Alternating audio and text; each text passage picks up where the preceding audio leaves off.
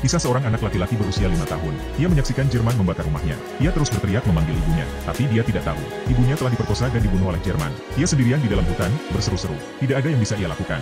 Bagaimanapun juga, ia hanya seorang anak kecil. Ia bergegas bersembunyi di pepohonan. Jika ia ditemukan oleh Nazi Jerman, mereka akan memakannya hidup-hidup.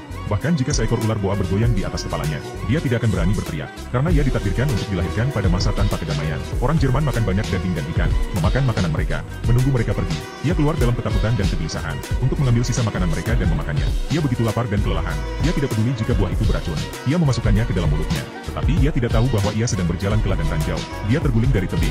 Suara ledakan membuat telinganya berdenging. Anak yang tidak berdosa ini takut untuk bergerak kemanapun. Takut menabrak mekanisme tambang lagi. Karena haus, ia harus berdiri dengan wajah penuh luka dan minum air hujan. Kemudian Soviet menemukan anak laki-laki itu di sudut. Mereka membawanya kembali ke Ken. Mereka meratapi penderitaan yang disebabkan oleh perang yang telah menyebabkan anak itu. Mereka berharap hal itu akan berakhir lebih cepat. Tetapi anak itu bertanya siapa petugas di sini, dan berjabat tangan dengan petugas dengan cara yang dewasa. Ketika seorang prajurit bertanya kepadanya tentang keluarganya, anak laki-laki itu, yang mencoba terlihat seperti orang dewasa, tidak bisa menahan air mata. Mereka adalah sekelompok pria dewasa yang merawat anak itu, dan membawa banyak makanan. Meskipun anak itu terlindung, tetapi Jerman terus maju.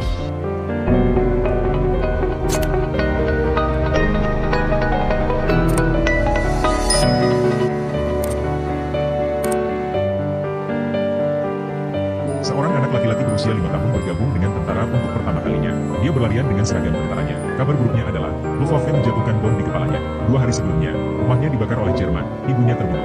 Ia menyaksikan tetapi tidak bisa berbuat apa-apa. Ketika ia lapar, ia makan buah beracun. Ketika ia haus, ia menunggu hujan turun. Tepat saat anak itu akan mati, ia ditemukan oleh sekelompok tentara Soviet. Mereka membawanya untuk dirawat. Tak lama kemudian, anak itu menjadi akrab dengan para prajurit. Para prajurit membawakan teropong dan permen kepada anak itu. Tapi ketika Jerman mendekat, petugas memutuskan untuk mengusirnya. Selama perawatan, kepala perawat sudah menganggapnya sebagai anaknya sendiri. Setelah banyak rujukan dari kepala perawat, petugas itu tetap berdiri tegak dan menceritakan kisah medalinya kepada anak itu. Ia memberikan pistol kayu kepada anak itu. Ia ingin agar ia hidup dengan gagah berani selama sisa hidupnya. Tetapi anak laki-laki itu melemparkan lengannya ke sekeliling petugas itu. Ia mengatakan bahwa selama perawatannya, saya telah menantikan Anda. Untuk pertama kalinya, petugas yang telah menghabiskan begitu banyak waktu di lapangan. Untuk pertama kalinya, ia memiliki sesuatu yang perlu dikhawatirkan. Ia memutuskan untuk menjadi seorang ayah bagi anak laki-laki yang cantik ini. Ketika para prajurit mendengar berita itu, mereka semua berebut untuk membuat seragam anak laki-laki itu. Ketika ia terbangun, pakaian itu diletakkan tepat di depannya. Dia terbang dengan seragamnya yang tampan. Kabar buruknya adalah, pesawat tempur Jerman menjatuhkan bom di atas kepalanya. Dia dibawa ke dalam bunker, dan ketika ia keluar, ada korban di sekelilingnya. Ia tidak tahu apakah ayahnya sudah meninggal atau masih hidup. Ia bertanya kepada para korban luka dan perawat satu persatu. Jika ada sesuatu yang bisa ia lakukan untuk membantu, dokter membawanya ke sudut, dan mengatakan kepadanya untuk tidak membuat masalah. Jangan mengganggu staf perawat. Disinilah pertempuran itu terjadi. Ia pergi ke ruang medis darurat. Ia tahu apa yang harus ia lakukan. Anak laki-laki dengan penuh perhatian merawat yang terluka. Hati-hati meminum air untuk mereka. Ia juga membacakan surat untuk adiknya yang mengalami cedera mata. Anak laki-laki itu mengatakan bahwa surat itu mengungkapkan cinta keluarganya kepada Anda. Bahkan, ia bahkan tidak bisa membaca.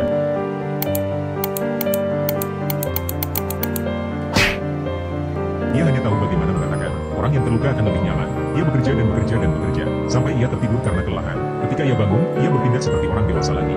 Dia mencukur jenggotnya. Dia mengatakan bahwa dia adalah seorang prajurit, lahir untuk negaranya, dan mati untuk negaranya. Ketika ia bertanya kepada ayahnya, siapa yang membuat seragamnya, ia ingin mengungkapkan rasa terima kasihnya. Tapi sebelum ia dapat mengatakannya, prajurit yang membuat pakaiannya, sudah mati dengan gagah berani selama serangan Jerman. Anak kecil itu membawa sepucuk surat dari keluarganya untuk sang prajurit. Semua orang senang akan hal itu. Tetapi medan perang itu kejam. Pada saat ia mencapai teratai lainnya, sebelum ia bisa membaca surat keluarganya, sebelum ia sempat membaca surat keluarganya, ia telah meninggal dalam kemuliaan. Yang diinginkan anak laki-laki itu adalah untuk tumbuh dengan cepat. Ia ingin berkontribusi kepada negaranya. Ia mengambil kebebasan untuk pergi ke medan perang di bawah tembakan. Ia menggunakan seluruh kekuatannya untuk membawa amunisi kepada rekan-rekannya.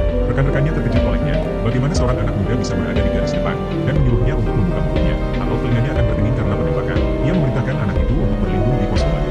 Anak kecil itu mendengarkan orang-orang dewasa di markas komando berbicara tentang perlunya mendapatkan kompi ketiga untuk mendukung sektor ke-12. Jika tidak, medan perang akan dikuasai oleh Jerman. Anak itu berisiko diledakkan. Ia mengikuti jalur komunikasi ke peralatan komunikasi. Ia mengikuti instruksi rekan-rekannya dan menghubungkan peralatan komunikasi. Segera komando telah menghubungi pasukan untuk mendukung mereka. Anak itu adalah salah satu dari mereka yang tidak tahu. Akhirnya, ia berjalan dengan langkah seorang prajurit. Ia dianugerahi Medal of Valor. Tidak ada manusia yang dilahirkan untuk bertarung. Karena perang, anak laki-laki itu kehilangan ibunya, kehilangan rumahnya, kehilangan masa kecilnya. Jadi selama sisa hidupnya, saya berharap dunia akan selalu damai. Tidak ada lagi perang yang kejam.